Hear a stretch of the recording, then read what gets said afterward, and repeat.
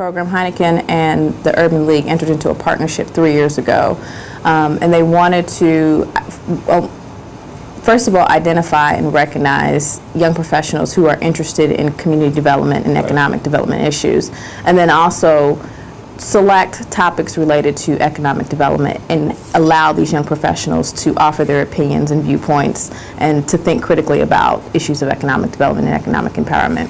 So the topic for this year was the Community Reinvestment Act, which was timely again because of the, where we're at with home foreclosures, and then also because it's the 30th anniversary of the act. We submitted papers in March, and then from the papers that were submitted nationwide, they selected 4 regional finalists, and we were notified in July, and then had the chance to go to the national conference. We competed on July 24th, Tuesday, July 24th, before a panel of, I think there's 8 to 10 judges, and they were Urban League executives, community members, business leaders, and each of us presented our papers and then had 10 minutes of question and answer with the judges. But I like that I did moot court in law school, and it's sort of similar to that. Like getting up, I'm initially very, very nervous. Okay. But then once the questions start coming, I like the back and forth.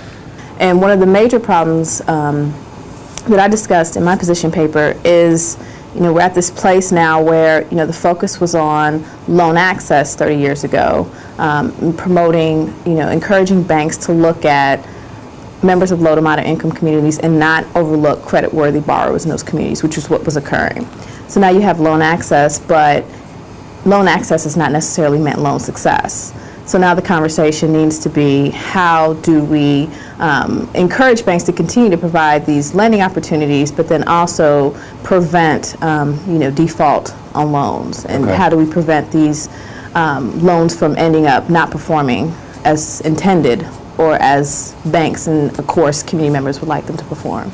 And I'm sure you've seen all the news information on the rate of home foreclosures right now. The 4 proposals that I offered, the first 2 focused on ensuring that we don't lose the message of loan access. Now with loans not performing as intended, we don't want the conversation to become, well, these individuals in certain communities are just not credit worthy. So still promoting loan access in communities that have been traditionally overlooked was the focus of my first 2 proposals. And the first proposal was to make sure that enforcement mechanisms remain strong. Part of what has happened over the last 30 years is that there's been some, the act has been diluted to some respect in terms of enforcement.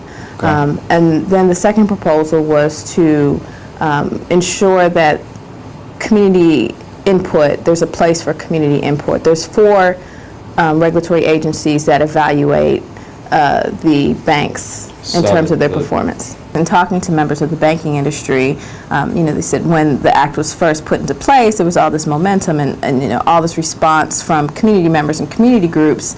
And community groups would actually, when a bank was submitting application for review, would actually offer input directly, but now that has waned over the years.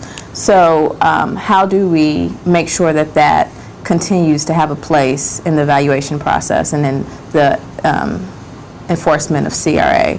And so my suggestion was that the 4 regulatory institutions have some responsibility for making it known when a bank is being considered or evaluated, and then giving a uniform time frame for community members and community groups to offer a response. So those were the first 2 proposals. And then the 3rd and 4th proposal were really focused more on this conversation about loan success. The 3rd proposal, again, is focusing on loan success in addition to loans access, and it's to place more weight on factors that promote loan success. So when banks are evaluated, looking at, are they providing complementary services such as financial literacy or any other service that relates to ensuring that the loan is successful. So giving points in the evaluation system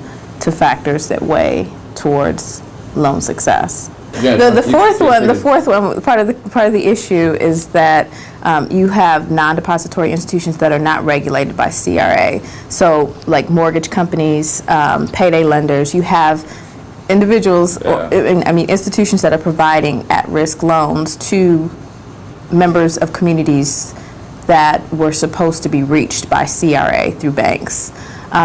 And so finding a way to regulate those institutions, and then in terms of how CRA can directly impact the sort of unfair loans that have been provided by those competing institutions, is to give banking institutions credit when they are more creative about their products that they provide, so that they compete more competitively with those non-banking institutions. Store. Exactly. Through the paper, it was a policy paper, so I offered suggestions through my research.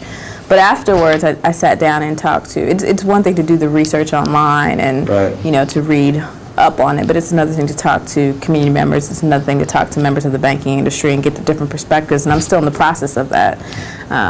So it's been good. It's a completely new area. I'm actually a labor and employment attorney, so I don't deal with this at all. I am going to present the paper at the Whitney Young Leadership Conference, which is sponsored by the Urban League, sometime in November. Okay. And so, which is part of the reason why I wanted to continue to have the conversation with different individuals to get different perspectives and to broaden my understanding of the topic.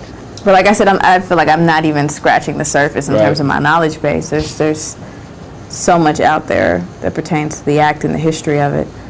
There's something that has left me still thinking and talking to actually friends about, and that is like what is the real solution to addressing the loans that are now in default, and what is the solution, or how do we continue to prompt banks to not overlook creditworthy borrowers in certain communities when the numbers now are showing that these loans are failing. Right. So, I think that it's just, for me, sparked an interest in engaging people on their thoughts and ideas on how do you resolve those issues. And I guess it is sort of surprising to me that, I'm struggling with it, and it's an area that's new to me, and, I read stuff from the head of the Federal Board Reserve, and he's struggling with it in the same manner, So it's a difficult question, and I think that a lot of folks are grappling with.